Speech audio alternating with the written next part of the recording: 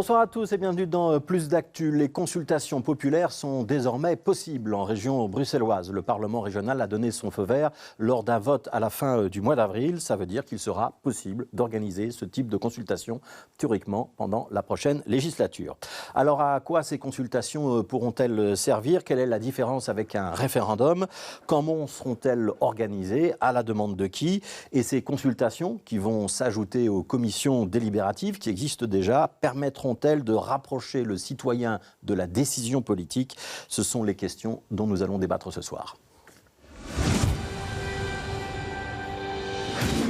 Voilà, et deux invités, comme tous les jours, sur le plateau de Plus d'Actu. John Pitzey, bonsoir. Bonsoir. Vous êtes chef de groupe pour Écolo au Parlement régional bruxellois. Ouais. Clémentine Barzin, bonsoir. Bonsoir. Vous êtes députée bruxelloise pour le mouvement réformateur. Et vous êtes tous les deux, d'ailleurs, candidats aux élections de juin prochain. Avant de vous donner la parole, je vous propose d'entendre un témoignage. On va entendre celui de Clara Heger. Elle est professeure de gouvernance à l'université Erasme à Rotterdam. Et elle participait à un numéro de notre émission Versus consacré à la question de la démocratie participative. C'était une émission organisée par Michel Gaillard et on retrouvera plusieurs extraits de cette émission tout au long de ce débat. C'était le 5 avril 2023. Vous savez, je vis entre trois pays.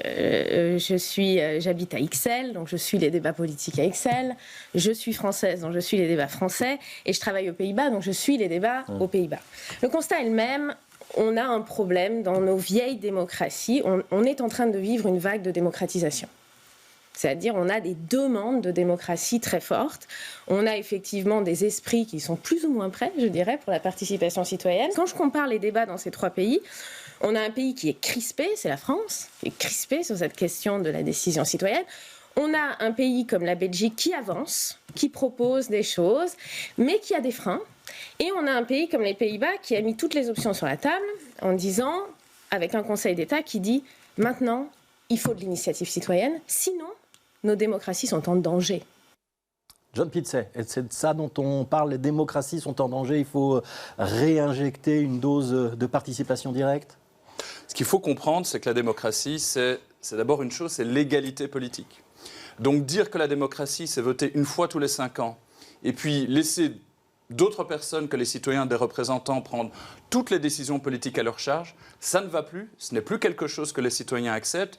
Ils veulent une démocratie tout au long des jours, tout au long des semaines, tout au long des mois qui font une année, qui font une législature. Et donc c'est vraiment important, non seulement de leur donner la parole, mais aussi de leur donner du pouvoir. Et je suis d'accord avec ce qui a été dit, il faut avancer. Mais on avait déjà les commissions délibératives à Bruxelles avec moitié de parlementaires, moitié de citoyens tirés au sort.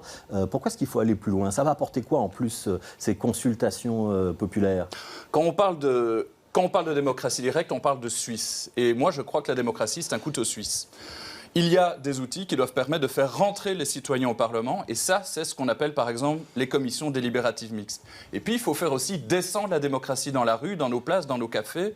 Et c'est pour ça qu'on a besoin de plus de démocratie directe. Et c'est la raison pour laquelle nous avons adopté une ordonnance qui permet d'organiser des consultations populaires. Alors, on viendra en détail tout à l'heure sur l'ordonnance. Clémentine Barzin, aussi pour planter le décor, est-ce que vous êtes d'accord avec ce qui vient d'être dit? Est-ce qu'il faut injecter de la démocratie directe dans notre démocratie parlementaire représentative ou pas?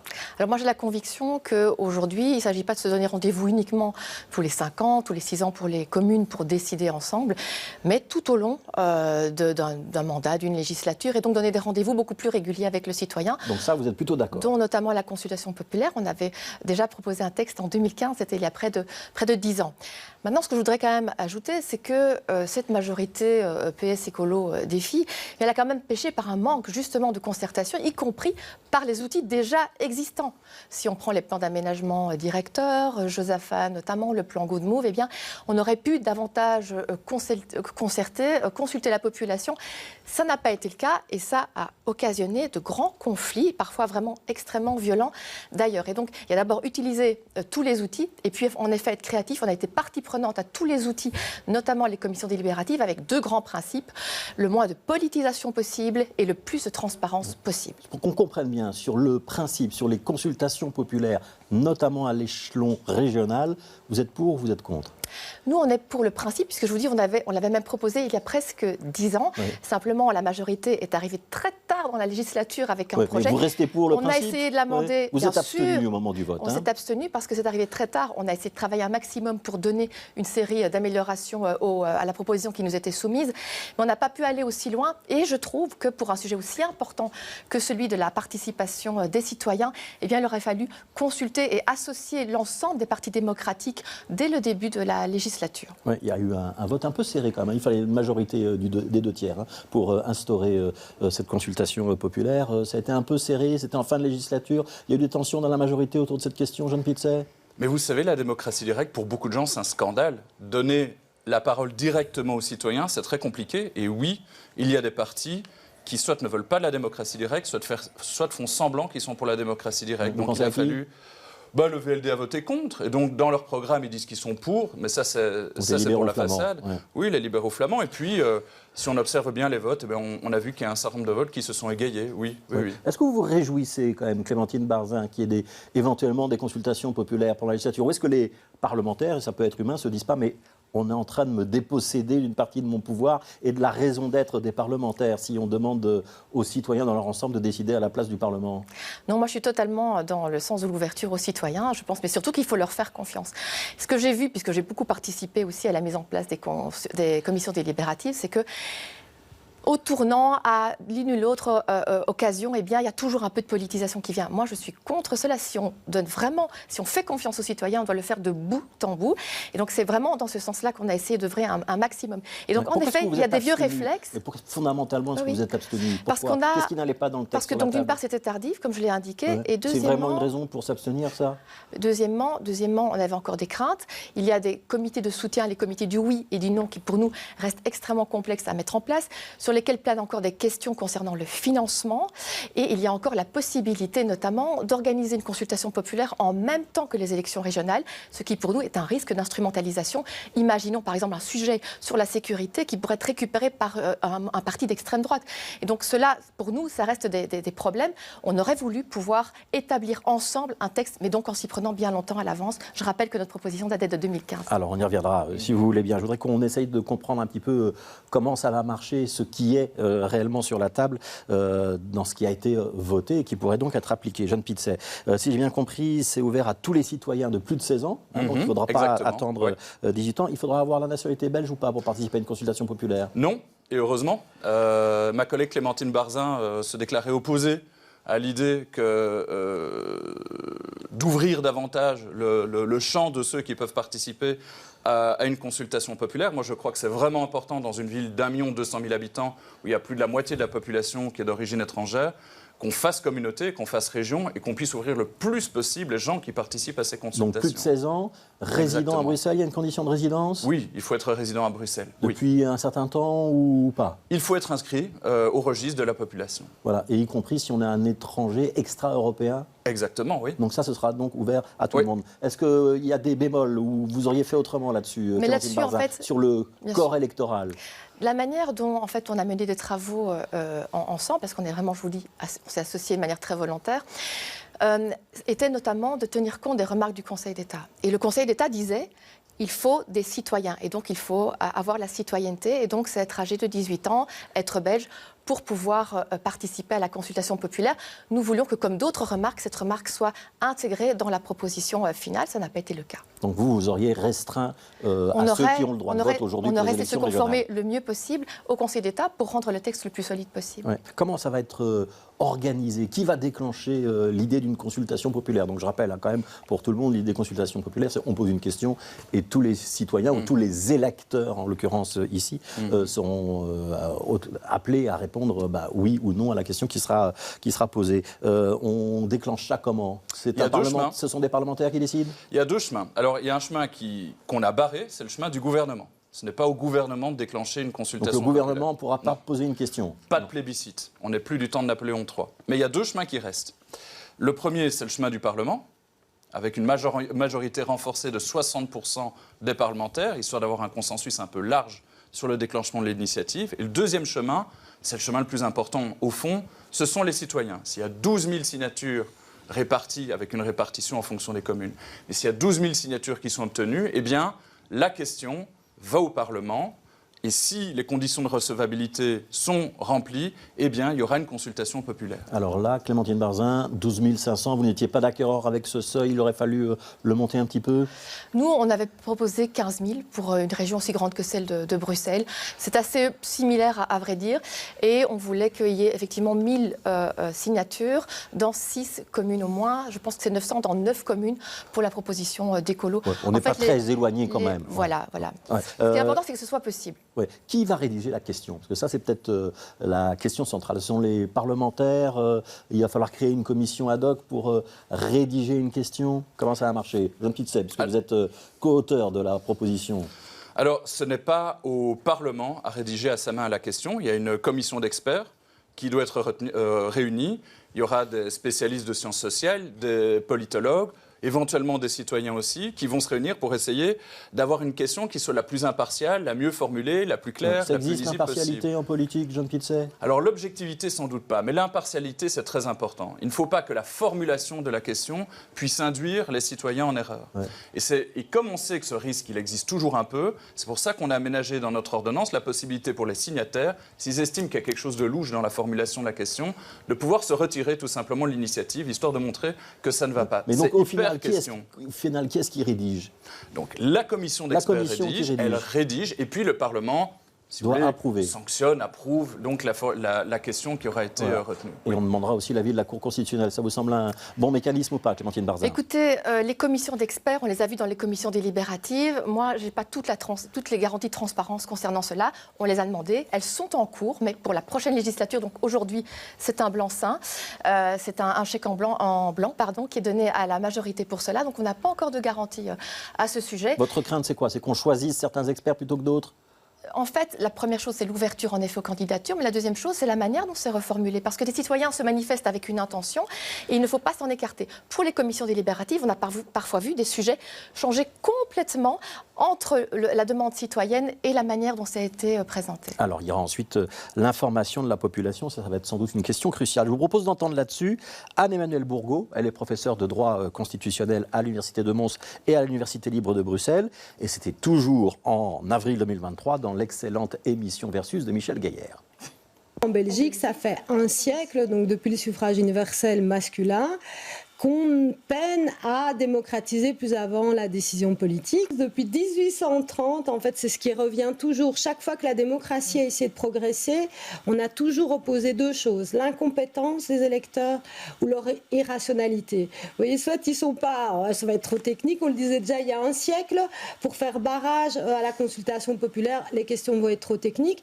Alors que vous imaginez, il y a un siècle, la majorité de la population est analphabète. À l'heure actuelle, vous voyez, avec les progrès de l'instruction obligatoire, si on fait un peu bien notre job, non seulement dans les universités, mais aussi dans les écoles, eh bien, les lecteurs et les lectrices moyens sont beaucoup plus instruits. Donc, il est temps là de parier. D'ailleurs, la démocratie parie sur la capacité des électeurs, pas sur leur incapacité. Il faut parier sur la capacité des électeurs. Clémentine Barzin, est-ce qu'il y a des domaines où il faut s'interdire d'aller ou pas? Il y a les domaines en fait qui sont définis et par là même qui sont liés à la Constitution. Aux compétences de la région bruxelloise. D'abord, ça c'est les compétences de la région d'abord, mais il y a des domaines qui sont en effet proscrits. Mais moi, je suis ouverte à tout, en effet, et je pense que les gens aujourd'hui sont extrêmement informés. Et c'est aussi pourquoi il y a sans doute cet échange qui doit être renforcé tout au cours d'une législature avec les citoyens. On est tout à fait favorable à Alors, imaginons qu'on lance demain une consultation populaire. Il va y avoir la question de l'information aux citoyens. Dans le dispositif tel qu'il a été voté, il y a un comité du oui et un comité du non qui doivent rédiger des argumentaires pour informer les lecteurs. Vous y croyez, vous n'y croyez pas à ce dispositif? En fait, ce dispositif est extrêmement compliqué et là-dessus, vraiment, c'était un non. Il était impossible de pouvoir y toucher, d'aborder le sujet. C'était un tabou de la part d'écolos. Nous, en fait, on a beaucoup de questionnements sur leur mise en place, sur la manière dont ils pourraient être ou pas instrumentalisés, proches des uns, proches des autres. Ils auront en effet en charge une partie de la rédaction de la brochure. Et donc, c'est la manière dont les gens recevront l'information sur laquelle, en grande partie, sauf s'ils s'informent par ailleurs, ils seront amenés à se prononcer. Et donc, nous voulons des garanties supplémentaires, en effet, à ce sujet. On ne les a pas eues. Alors, Jean Pitzet, est-ce que vous pouvez apporter des garanties supplémentaires à Clémentine Barzin? Moi, la position du MR, elle m'a semblé incompréhensible pendant tous ces débats. Incompréhensible. Il y a deux choses qui sont super importantes dans les consultations populaires. La première, c'est l'information correcte des citoyens et une information de nouveau équilibrée et impartiale. Oui, tout le monde ne regarde pas BX1, hélas. Tout le monde ne regarde pas la meilleure chaîne de télévision du paysage francophone, en effet. Et donc, ce qu'il faut, c'est d'avoir une brochure d'information qui permette d'informer les citoyens. Mais pour ça, il faut que les citoyens participent. Mais pour qu'on puisse identifier les citoyens qui participent à la brochure d'information, il faut pouvoir identifier qui est pour et qui est contre. Ça, c'est une première chose. Et la deuxième chose, on a eu des auditions super intéressantes au Parlement qui parlaient du modèle suisse. Et ils disaient, il y a un problème avec le modèle suisse, c'est, pour faire court, le pouvoir de l'argent. Qui est-ce qui peut sponsoriser une campagne ou pas ?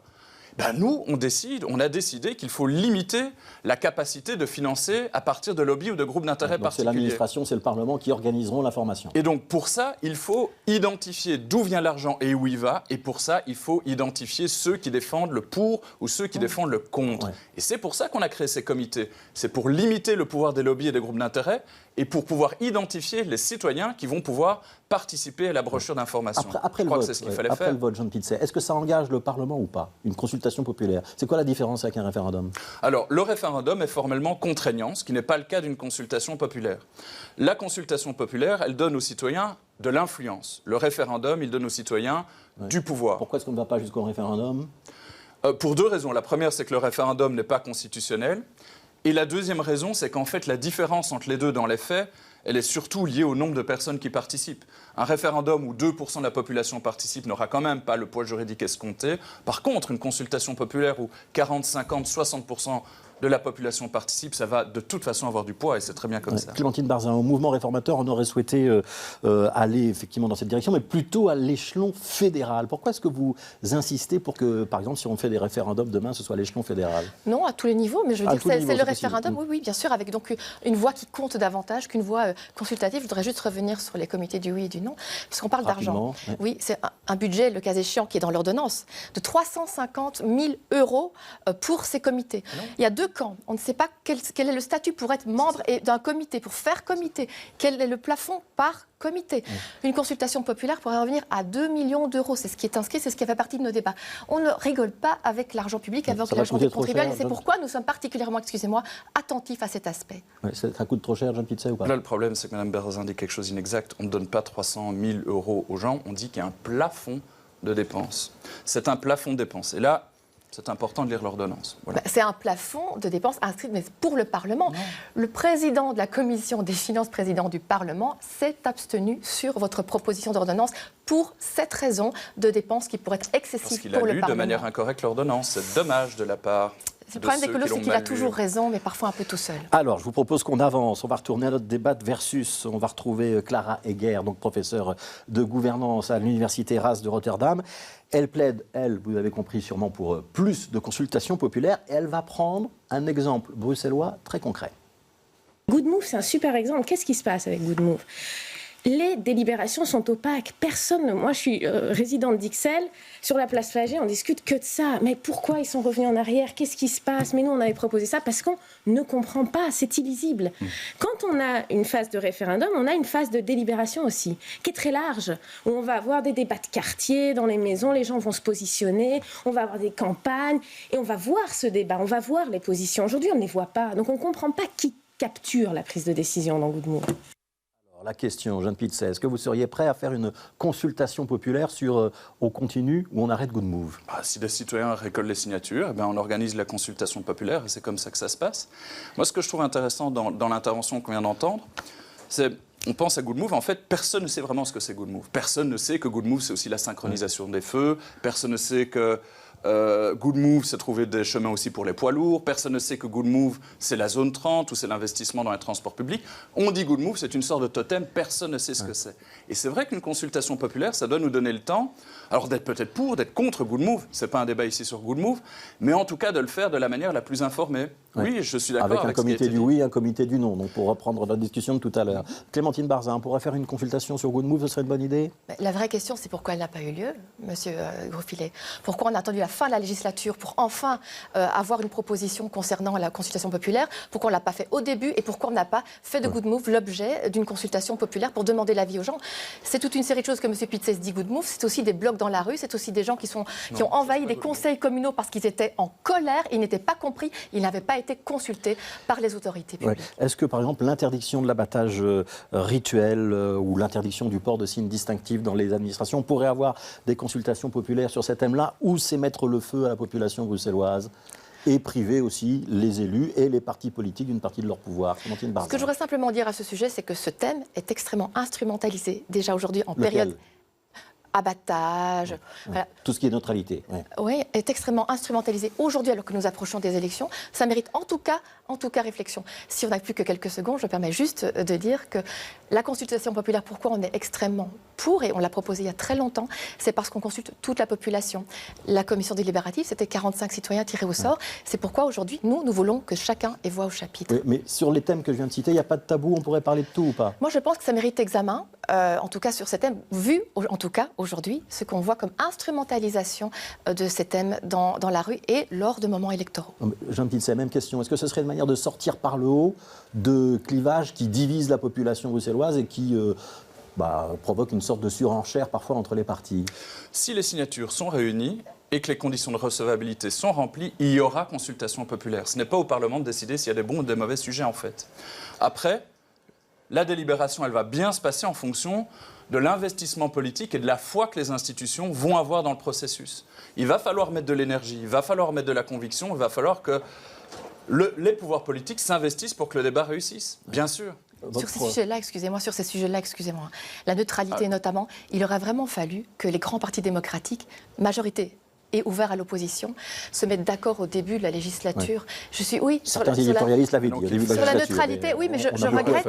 Non, mais je regrette que ce soit instrumentalisé. Une toute dernière question. Ce sont des références qu'on devrait avoir de manière supra par rapport aux partis politiques. Le texte existe, il est voté. John Pitzey, vous verrez l'organisation d'une consultation populaire dans la prochaine législature où il y a encore trop de freins? Oh, je le voudrais. Ça fait 50 ans qu'on défend l'organisation de consultations populaires. Nous sommes vraiment heureux que ça existe et je serais vraiment heureux de voir une consultation populaire organisée. Oui. Clémentine Barzin, même question. Vous n'avez pas voté le texte, mais est-ce que vous êtes prête à jouer le jeu et à organiser une consultation populaire dans les prochains mois ou prochaines années si le MR est dans la majorité bruxelloise? 1, nous sommes pour. 2, nous sommes légalistes. Et 3, on a inscrit notamment dans le cadre des débats à ce sujet une évaluation tous les 2 ans du dispositif pour pouvoir l'améliorer le cas échéant. Merci Clémentine Barzin pour le mouvement réformateur, John Pitzey pour Écolo. Merci d'avoir participé à ce débat. Demain, nous serons vendredi, c'est Soleiman Lakdim, le délégué général aux droits de l'enfant, qui sera l'invité de Plus d'Actu. Vous retrouverez Michel Gaillard, non pas dans des sujets d'archives, mais en chair et en os pour animer ce débat et relayer les questions que vous aurez envoyées par mail, plusdactu@bx1.be ou dans les commentaires sur nos posts sur les réseaux sociaux. Et puis demain matin, notre matinale Bonjour Bruxelles, on recevra notamment Pascal Smet pour le parti Voreut. Continuez à bien vous informer et à demain.